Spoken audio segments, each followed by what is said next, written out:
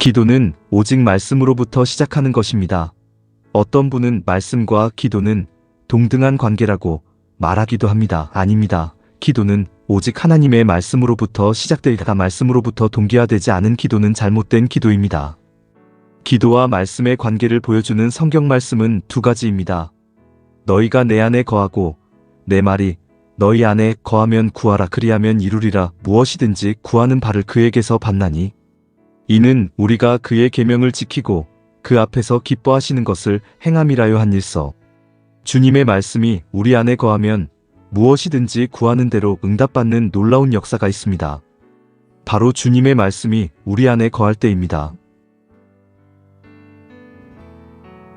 5만 번 기도 응답을 받은 기도의 사람 조지 뮬러도 하나님의 일을 위해서 무엇이 필요하게 되면 기도를 바로 시작하지 않았다고 합니다. 그는 자기가 올릴 기도의 내용이 성경에 어디에 약속되어 있는가를 꼭 찾은 다음에 기도를 했다고 합니다. 그래서 뮬러는 어떤 때는 기도를 하기 전에 며칠 동안 성경을 찾을 때도 있었다고 합니다. 뮬러는 하나님의 말씀을 읽는 가운데 기도의 동기가 나왔고 거기서 기도의 제목이 나왔다고 했다. 그리고 자기 자신을 바로 볼 수 있게 되었고 또한 하나님의 뜻을 잘 깨달을 수 있었다. 변치 않는 영원한 말씀을 붙잡은 기도는 가장 강력한 기도입니다. 그래서 월리엄 거널은 다음과 같이 역설합니다. 약속의 말씀에 따라 당신의 기도의 응답을 강력히 요청하는 변론을 하나님께 드려라.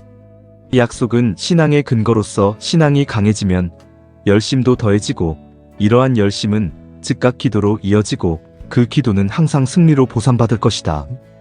말씀으로 무장하여 강해지면 강해질수록 기도의 역사도 더욱 강해지는 것이다. 칼빈은 내가 말씀 위에 서 있을 때 나는 기도할 수 있는 용기를 가진다고 고백합니다.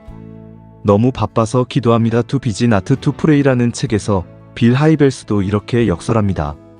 성경은 기도의 근거가 됩니다. 밑받침이 됩니다. 기도하기 전 하나님이 이런 것까지 하나님이 이 정도리라고 한정하고 규정하는 때가 많습니다. 성경에 나타난 하나님의 역사를 믿고 기도하십시오. 토저는 역시 그의 책 기도에서 다음과 같이 말합니다.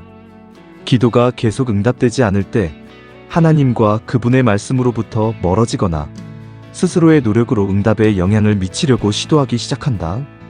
그 결과는 성경적인 기도가 점점 줄어들고 하나님이 우리의 기도를 이루어 주시도록 도우려는 자신의 노력이 점점 많아지는 것이다. 마틴 루터의 기도 글을 다룬 책인 프로테스탄트의 기도비아에서 루터는 역시 말씀의 중요성을 다음과 같이 역설합니다. 우리가 더욱 열심히 기도하도록 자극하는 건 그분의 약속 때문입니다. 주님은 진실로 우리의 기도에 응답하겠다고 약속하셨습니다. 이 약속 말씀은 우리 마음에 기도의 열망과 사랑을 불러일으킵니다. 그러므로 이 약속 말씀을 가벼이 듣거나 바람에 흩날려 버리지 말고 확실한 믿음으로 기도합시다. 기도의 거장 이엠 바운즈는 이렇게 역설합니다. 하나님은 분명히 너는 내게 부르짖으라 내가 응답하리라 라고 말씀하셨습니다. 하나님께서 그 약속을 성취하시는 데 있어서는 아무런 제한도 울타리도 방해물도 없습니다. 그분의 말씀이 걸려 있습니다. 하나님은 진지하게 기도에 응답하십니다. 사람은 응답을 기대하고 그것으로 생기를 얻게 됩니다.